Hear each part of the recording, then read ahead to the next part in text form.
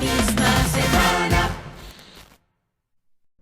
Seguimos conversando en este momento con Matías Bosch, Jeffrey Lizardo, sobre los fondos de pensiones en República Dominicana, y dejamos el tema de la acumulación de capital. ¿Cuál es la ganancia que han tenido las administradoras de fondos de pensiones durante todo este tiempo y qué es lo que le toca al trabajador en el momento en que se retire? ¿Y qué se hace además con ese dinero, con todo ese capital acumulado? ¿Qué hacen las administradoras de fondos de pensiones? Jeffrey.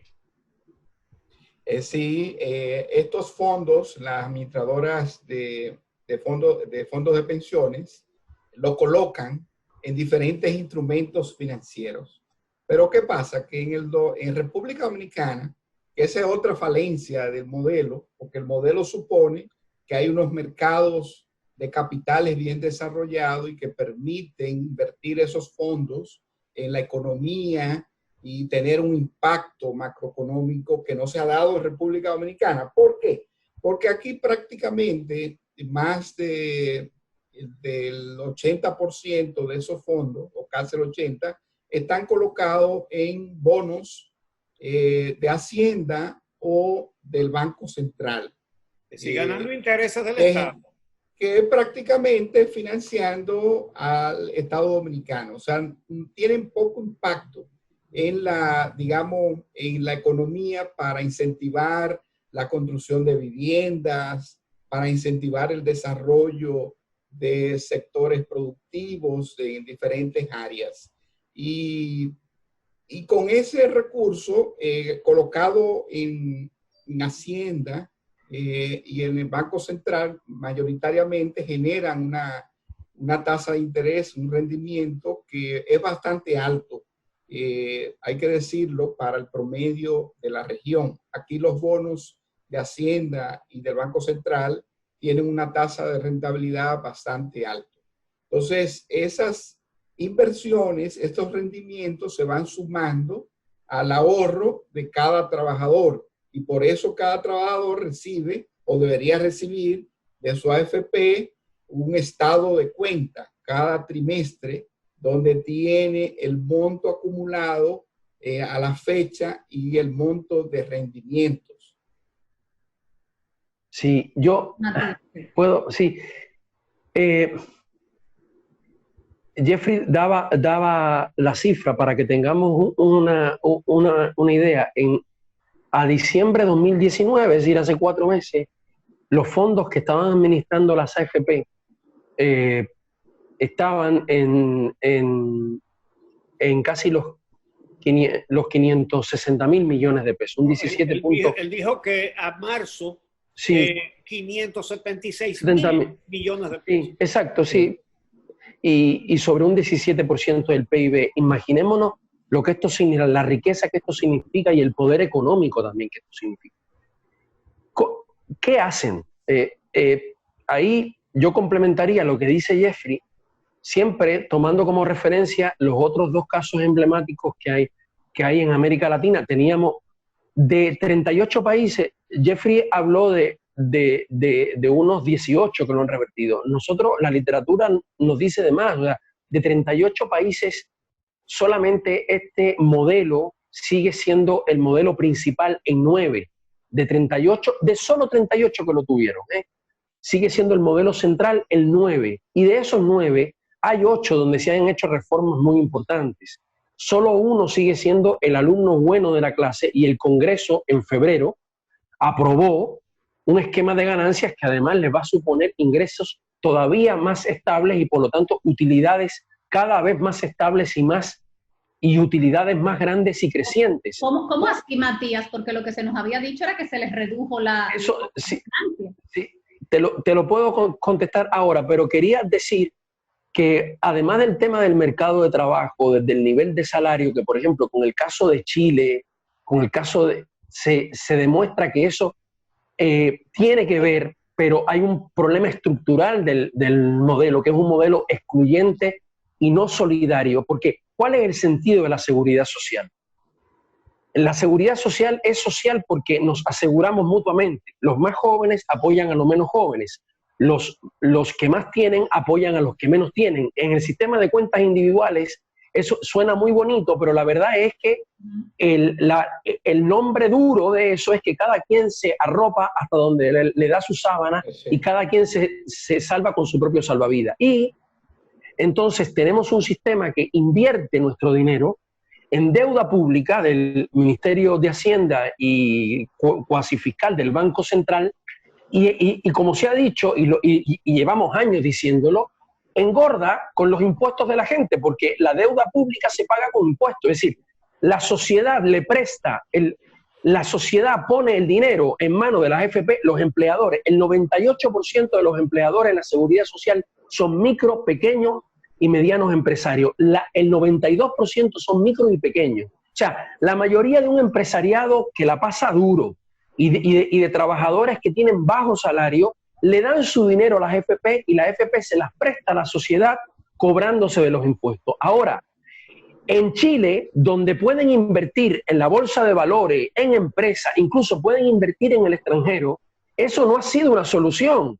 En Chile, las pérdidas de las AFP, es decir, de los fondos de pensiones, son multimillonarias en dólares. De hecho, los chilenos se registran en fondos A, B, C, D, según el riesgo que quieran tomar.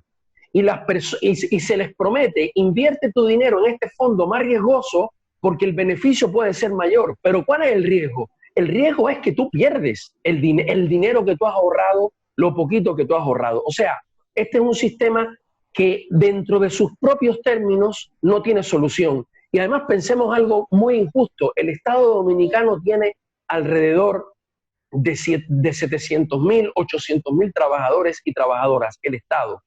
Uno pensaría que, bueno, esos trabajadores, así como en Seguro Familiar de Salud están en SENASA, uno entendería poniendo su dinero, que es público, en el seguro, que es estatal, para fortalecerlo, están en la AFP del Banco de Reserva. No, resulta ser que el manejo de la cosa ha permitido que las AFP privadas tengan una tajada muy importante también de los empleados públicos. De manera que están ganando por todos lados y garantizando, como ya adelantaba Jeffrey, la peor tasa de reemplazo de América Latina. Los dominicanos y dominicanas van a tener las peores pensiones de América Latina.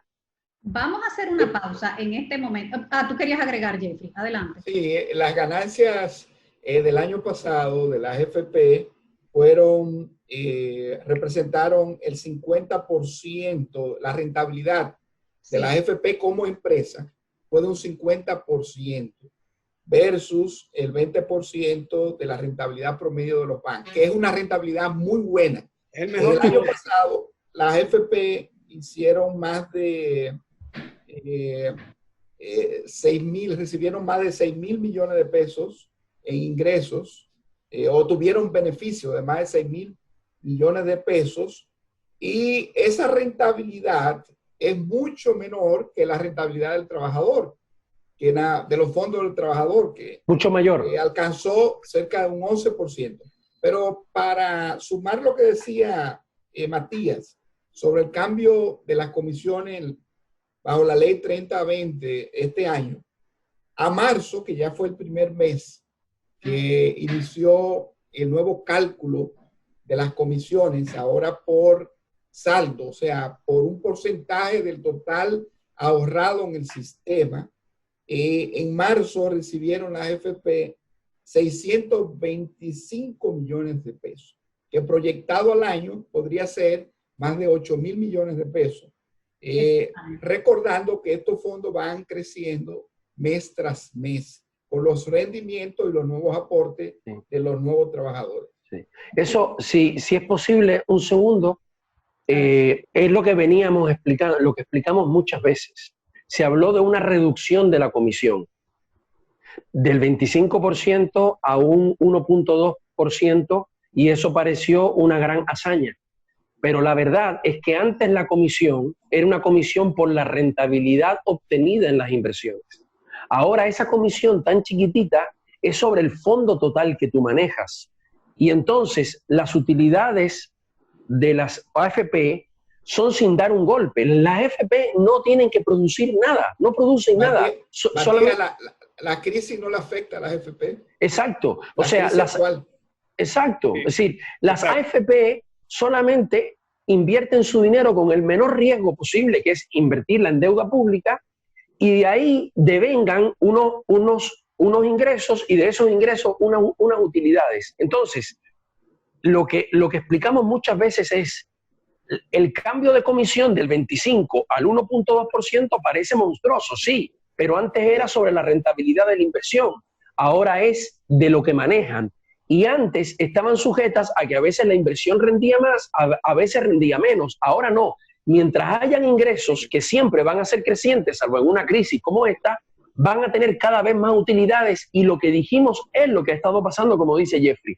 Y fíjate, si completamos ganancias con gastos operacionales, es decir, gastos que no son de pensiones, gastos que son incluso de todo lo que ellos gastan a lo interno, en publicidad, en de todo. Las AFP, en su periodo de existencia, ya han consumido más de 64.000 millones de pesos, que han sido paridos por las empresas, en su mayoría micros y pequeñas, y por los trabajadores y trabajadoras, mientras ofrecen las peores pensiones de América Latina para los dominicanos. Y para colmo, y para cerrar este segmento, las pensiones incluye, obviamente, el que se muere, el que no llega al final, pues la pensión es una pensión para sus familiares sobrevivientes, viuda, huérfano, etcétera.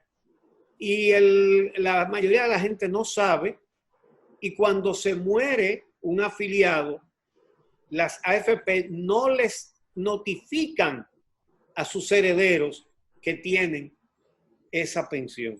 Ese es un caso, Uchi, pero está el caso, y está en el boletín, eso lo puede ver cualquier ciudadano, cualquier ciudadana, de los que sí piden y ellos rechazan.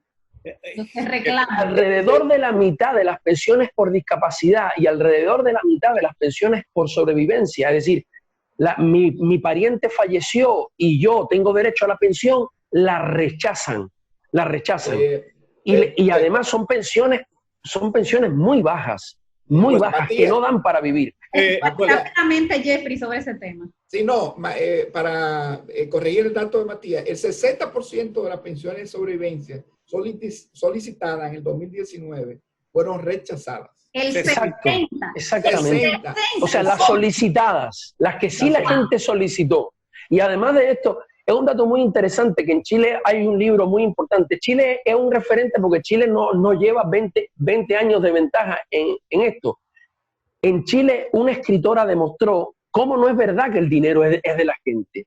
Porque incluso las tablas de edades calculadas, y lo pueden ver los dominicanos en las resoluciones, calculan que los dominicanos van a vivir hasta 110 años. Las fórmulas con las que se calcula la pensión, todo está diseñado, hasta las fórmulas con las que se calculan, para que las AFP retengan la mayor cantidad de tiempo el dinero.